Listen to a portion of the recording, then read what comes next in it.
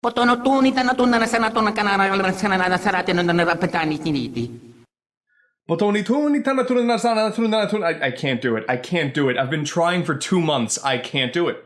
I have been waiting a very long time to ask you all a very specific question. Do you remember the year of Luigi? Let's travel back to 2013. In one of Nintendo's best marketing ideas ever, they decided to dedicate an entire year to the one, the only, Oh yeah. Luigi. Kicking things off in an early Nintendo Direct, it was revealed that a major spotlight would be put on Mario's often neglected brother. We got Luigi's Mansion Dark Moon, New Super Luigi U. He was one of the first things we saw when Mario Golf World Tour got revealed. They announced he was coming to the new Smash Brothers. You know, as if that wasn't gonna happen. Hell yeah, dude, that's so hype. And of course, Dr. Luigi. How could anybody forget about Dr. Luigi? Yeah, me. I totally forgot about Dr. Luigi. And yes, arguably the biggest announcement of all, he was going to be the main attraction of Alpha Dream's next title, Mario and Luigi Dream Team. This is awesome. All the pieces are in place for something really special here. Bowser's Inside Story was a massive success, the best game in the series yet, and at the time, Nintendo was also trying to really redeem themselves after the initial 3DS failings when it first launched. So we get to travel into Luigi's dreams as a follow-up to the previous fantastic adventure, and we get some extra bells and whistles since we're now on newer hardware. Man, I am super excited. The Year of Luigi, that was such a cool thing Nintendo did, man. You remember when Luigi did the Harlem Shake in the Nintendo offices? Do you remember that fresh meme? This is real. This is a real thing that happened. Making the jump to new hardware with an existing franchise is always inherently exciting. Partners in Time may not have been the greatest RPG in the world, but it was still an interesting showcase of the DS's new capabilities. But now on this next console jump, we get to explore Luigi's dreams. It may not be as outlandish as traveling through Bowser's disgusting insides, but I'm still excited all the same.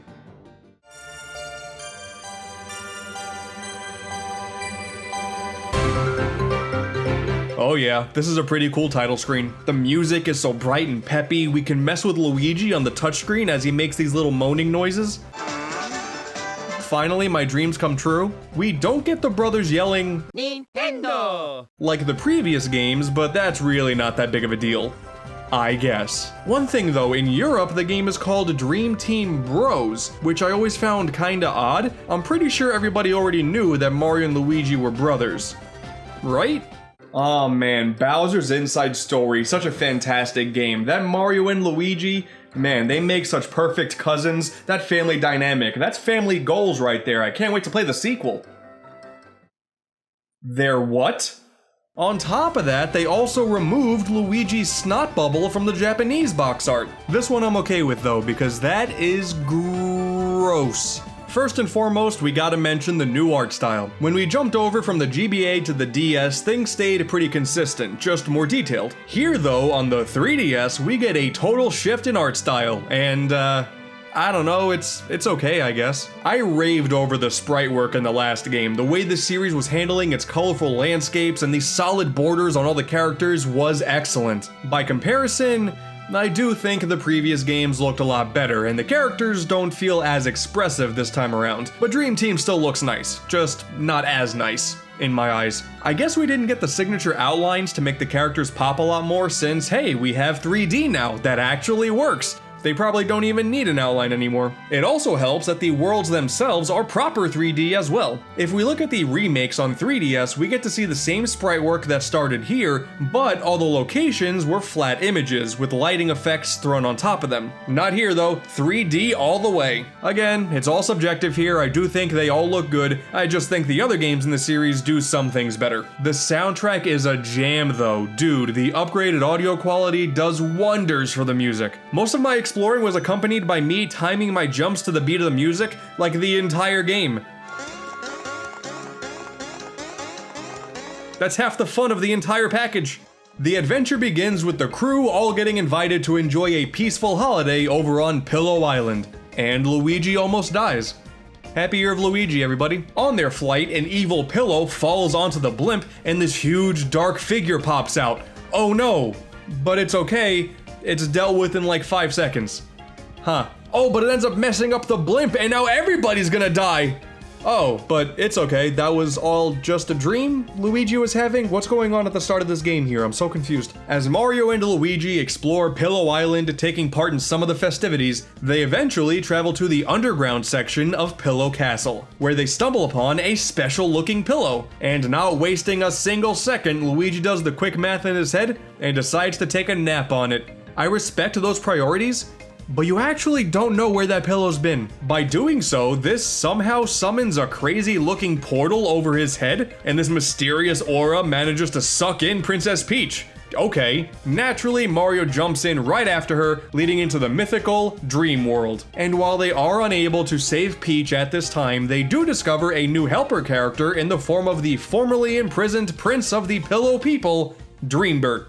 He's a big old dork. And from there, the adventure to save Peach, rescue the remaining Pillow People scattered throughout the lands, and solve the mysteries of that shadow creature as you explore all of Pillow Island, as well as their respective dream worlds, begins. Soon after, we also learn of the Dream Stone and the Dark Stone, artifacts made up of people's happy dreams and scary nightmares, respectively. And both have the ability to grant its users wishes. So, there you go. There's the motivation. But yeah, that's basically the entire plot. And honestly, it's a bit underwhelming in my opinion. Bowser eventually shows his face and teams up with that shadow creature, whose name is Antasma, by the way, which is kind of a neat dynamic, I guess, but it's also hard for me to take Bowser as a serious threat in a Mario and Luigi game after seeing him get fat in the last one. It's almost as if, despite bringing back a bunch of characters, it's kinda like the last adventure never happened. A true shame because that last game handled continuity with Fawful so well. Like, Popple is here for some reason. You remember that one mini-boss who was pretty funny in Superstar Saga and then didn't show up in the next two games? Well, he's here now, and he has no recollection of the bros, and after a battle with the Wiggler near the end of the game, he just disappears, never to be seen again, and spoilers, he doesn't show up in the sequel. Why was he here? And on top of all of that, regarding Antasma, you may have not known what he was at the start of the game, but you legit take him out within the first 5 minutes of the story. And it's not like when you fought Cackletta halfway through Superstar Saga and then fought a stronger form at the end. That first Antasma fight is super similar to the final encounter. He doesn't even become all that much more threatening throughout the adventure, so it's just a bunch of strange choices all around. Also, the way I see it, the entire dream thing is inherently not as interesting as the last game's premise. Granted, it would be very hard to combat traveling through Bowser's... Oh no. But man, if these are truly Luigi's dreams, then he's got nothing interesting going on in that noggin of his. There's a slight message of self-confidence here with Luigi wanting to prove his worth to his much more accomplished brother, which we do only get to see deep within his dreams, and it is a nice touch, but it doesn't really get that much deeper than that. That's the equivalent of like the journal that Luigi keeps hidden in Paper Mario. I don't know, man, if you really wanted to show Luigi's dreams, maybe show his true reactions to constantly being the butt of everyone's jokes. That'd be something. That's a running gag throughout the entire franchise. Near the end of Partners in Time, where this big star gives Mario words of encouragement and praise, he then looks to Luigi and says, good luck out there. He's a savage, dude. At the very least, I would have expected some, like, Luigi's Mansion references or something. You know, I imagine he sees booze in his sleep every night as it is, but nothing here. The dreams just end up becoming watercolor versions of the areas he fell asleep in. Easily, the best thing this gives to the players is the ability to fondle Luigi's face whenever he's sleeping. It is tied to special moves in the game, but you can do it whenever you want. I mean, yeah, we all fantasized about experiencing this gameplay mechanic, right? Ultimately though, those are pretty minor issues. The game is still super funny at times, which is what the series does best. Again, nothing really as outlandish as some of the best moments of Bowser's Inside Story, but still good. The real problem though comes in the game's pacing. The main focus of the story gets established relatively early on, not much really happens on the journey towards that destination, and any moments where stuff does happen takes far too long to get to. Dream Team is a long adventure, man. A basic playthrough took me 28 hours, as opposed to Bowser's Inside Story, which took me a mere 17. And in my opinion, the story simply isn't there to pick up the slack. What we have here isn't bad, but it's hard to get even slightly invested in what's going on here. It feels like they wanted to make this sequel longer just for the sake of it. And that mentality kinda bleeds into the gameplay as well, but nowhere near as severely. We are 4 games into this series at this point. Yeah, the game plays exactly like all the rest. You run around a bunch of different lands as the bros, and each of them get a respective button to call their own for specific actions, like jumping and swinging a hammer. You touch an enemy so you can jump into a battle where that same 2-button approach applies. This is all a tried and true system, and it is still fun here. It controls a lot smoother too. Upgrading to the circle pad on the 3DS and having that smooth 360 control, oh, it feels great. And when we return to the dream world, we see the return of side-scrolling, mimicking the style of exploring Bowser's disgusting insides, which is also where fondling Luigi finally has a purpose. Oh, thank God.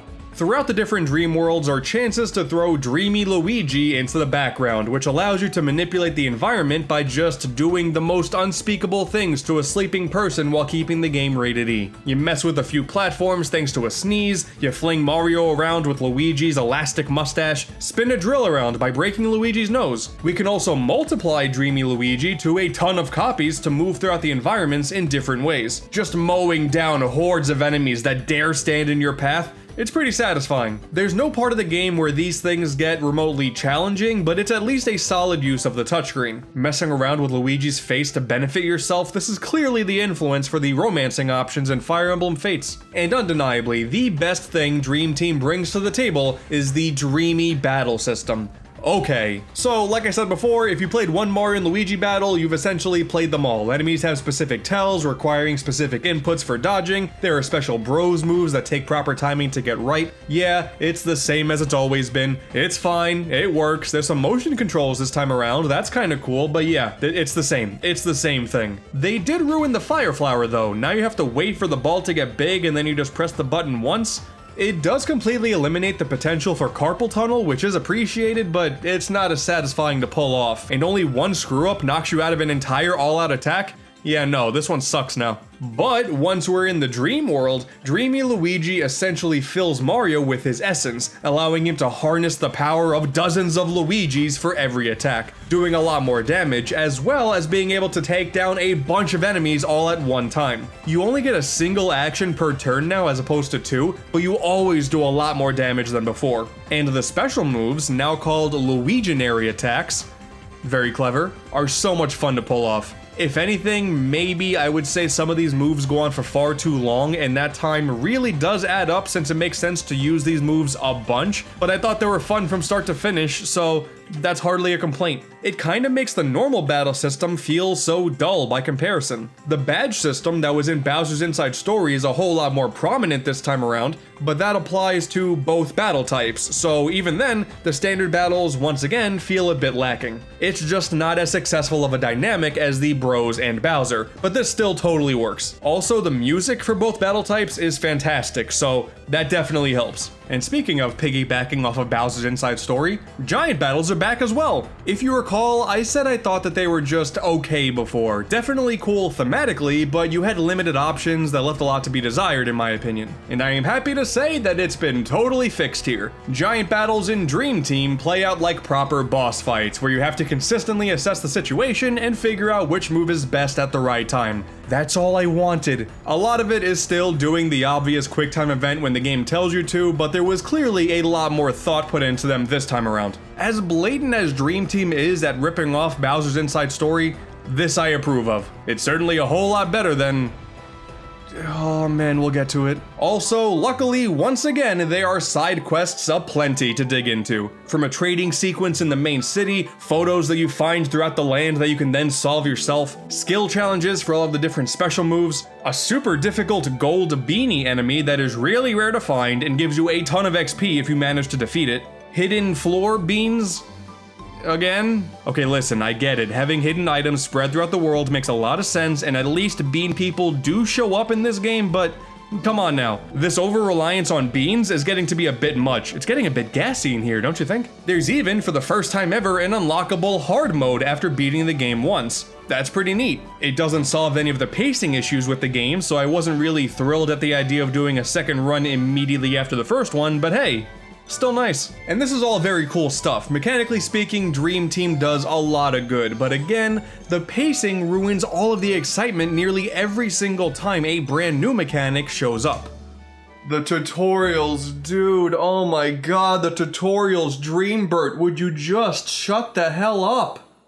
Oh, the game just can't help itself, man. Rather than giving you the chance to, I don't know, figure something out for yourself, you always get stopped in your tracks to be told how to do literally everything in the game. It's crazy. Dream Team has become sort of infamous for the amount of tutorials found within. And man, on this playthrough, I can confirm wholeheartedly that what you've heard is true. I was in the final dungeon of the game roughly 25 hours in, and they were still hitting me with tutorials. I don't know what was wrong with the idea of throwing up a text box that had the controls on it, and then you move on. It also kinda stings a whole lot more after playing the other 3DS games that included the ability to fast forward cutscenes. That is simply not a thing here. Honestly, if Nintendo would have taken the time to patch that in after the fact, it would have done the game a world of good. And you wanna know the insane thing? There is one ability that doesn't give you a tutorial. I thought it crashed or something. Man, I got this new power and the game just let me play with it on my own.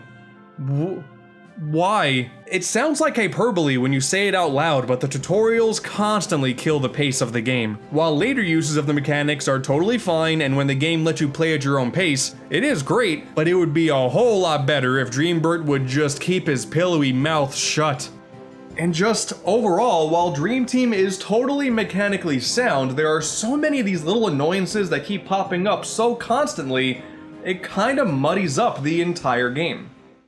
There are so many fetch quests in this game, regularly putting you in direct sight of your end goal, but oh man, we're missing the 5 things required to make this thing work, so just run around on these different points on the map to get them, that's fine. This actually happens quite often, causing most of these areas to feel like they're overstaying their welcome. Some of the puzzles, like this really stupid tile one, take way too long to solve, even though the solutions are incredibly straightforward. It took me nearly 13 hours of gameplay time for fast travel to finally unlock, which is absolutely ridiculous. While it can be fun to use, there is a bit too much reliance on the touchscreen for basic maneuvering in the dream world for my liking. Sometimes I want to just move from one platform to the other, but oh man, gotta jiggle the nose for a little bit first. And the same thing goes for some of the motion controls in the Bros moves. A couple of them just didn't work as I would hope, and it caused me to not do as much damage as I wanted to, and I would just do a different move instead. In general, I feel like the developers really focused in on taking advantage of the 3DS's newer capabilities, rather than solely focusing on making the game fun first and foremost. I mean, when I found equipment that powers you up on your birthday, and one that increases power based on how many steps you took that day, okay, that's when I knew. Oh, don't mind me. I'm just grinding in an RPG. Dream Team is definitely a good game, but it is totally lacking in focus. Hey, we have much more powerful hardware now. We gotta make the game a whole lot longer, and we gotta cram in as much new technology as we possibly could. And the final product, overall, it's just kinda meh. Admittedly, at the time of its initial release, I remember not even thinking about any of the complaints that I have now. My old save file here has everything completed 100%, so clearly I just loved that we had a new 3DS game at the time. I also spent 40 hours in this game, holy cow, I surprised myself. So based on that information, what I think I would say is on its own, played in short bursts, a lot of the issues I mentioned earlier probably won't matter. But it's only when coming right off the heels of the previous games where the shortcomings are a whole lot more apparent. But what if I told you that by the end of the adventure, Phantasma gets fat?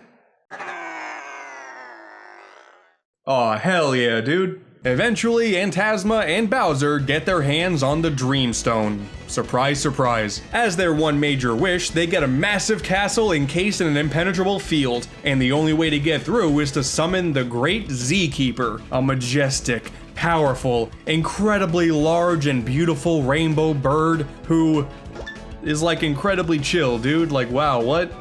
Okay, I like him a whole lot. With a special beam of energy from the Z-Keeper, they succeed in breaking down the castle shield. And now it's time to enter Neo Bowser Castle. Probably named after Neo Bowser City from Mario Kart 7. That's nice, dude. I really like that track. Oh yeah, that's right. The Elite Trio are here too. Man, for being original characters based on Mario enemies, something similar to characters you would find in Paper Mario, these guys really don't get as much screen time as they should. They don't show up in the sequel either, so this is all we get from them. That's Missed potential? And yes, we're traveling through Bowser's castle once again, this time lacking much of the interesting theming all of the previous adventures had. Not a terrible final dungeon, I just missed the smiles of Fawful from Bowser's Inside Story and the cool implications of being in Peach's castle in Partners in Time. But soon enough, our heroes make it to the top of the castle for our final few encounters. Oh hey, look at that, Bowser's eating a lot of food. That's a reference? I think. First up, we got a giant Bowser battle. Again, big fan of these, and this is no different. Really fun time. The end of the battle is like Bowser and Luigi spinning a bunch, and you gotta knock each other off the field. It's like, what, I'm playing Beyblade now? Okay. Luigi, let it rip! And then we battle Antasma, who is fairly difficult, I'll give him that, and it's in the dream world this time, so we get to use all those cool abilities. But man, I cannot get over it being so identical to the first 5 minutes of the game. That's so weird! Paper Mario 64 did do something really similar, but at least the first fight in that game is unwinnable, so it made sense, and it made the following encounter a whole lot more epic. Here, you kind of just use the same strategies that you used at the start of the game, just more. And there's this weird motion controlled dodging minigame that you play to avoid some attacks, and that's not really fun, and it happens often, and that's, man, it's not that good. But the real final fight takes place after Bowser foolishly eats the Dream Stone, transforming him into Dreamy Bowser.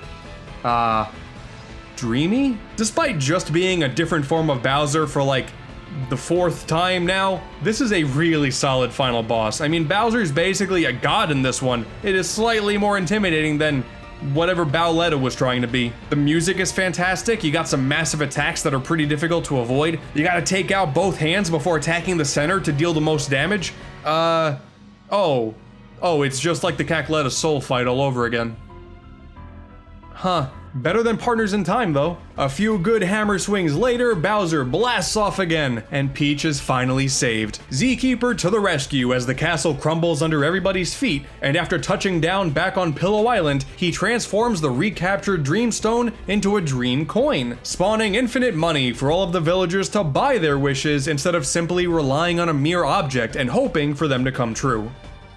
So the moral of the story here is money is the true key to happiness. The end of the game is...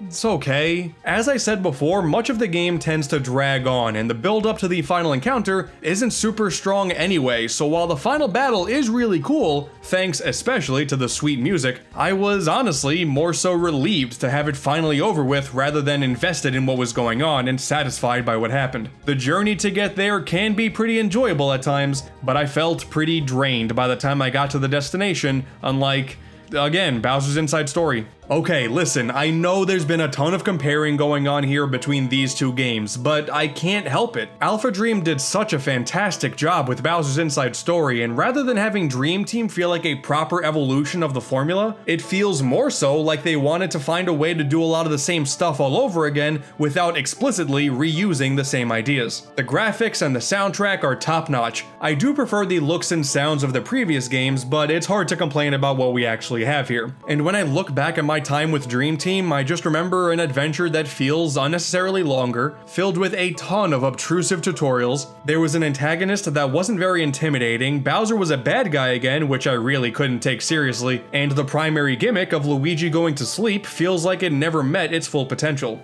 We have a game here that is fun, don't get me wrong, there's plenty of good things about this, but there is too much holding this game back from true greatness in my eyes. Patch in the ability to fast forward cutscenes, Nintendo. I know you don't care about the 3DS anymore, but come on. Come on.